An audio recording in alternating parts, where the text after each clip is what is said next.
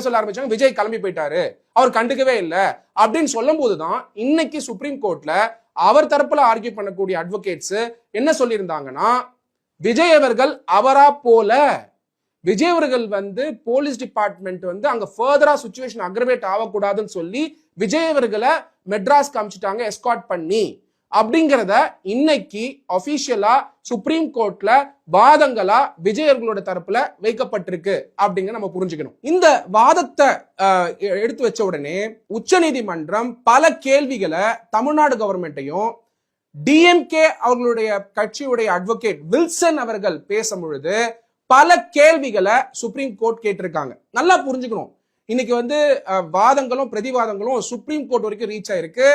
விஜய் அவர்கள் எங்கேயுமே இன்வெஸ்டிகேஷன் வேணாம் அப்படின்னு சொல்லல. விஜய் அவர்கள் இம்பார்ஷியல் இன்வெஸ்டிகேஷன் இருக்கணும் தான் அவர் சொல்லிட்டு இருக்காரு.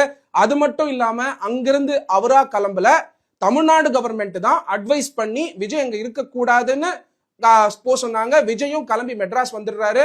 சப்சிக்வெண்டா விஜய் அவர்கள் இது வரைக்கும் சைலண்டா இருக்கிறது காரணம், மேட்டர் கோர்ட்ல இருக்கும் பொழுதும் மேட்டர் இன்வெஸ்டிகேஷன்ல இருக்கும் பொழுதும் அதை டீரெயில் பண்ணக்கூடாது அப்படிங்கிறது தான் விஜய் அவர்களுடைய நோக்கம். அதனாலதான் அவர் சைலண்டா இருந்துட்டு இருக்காரு. As again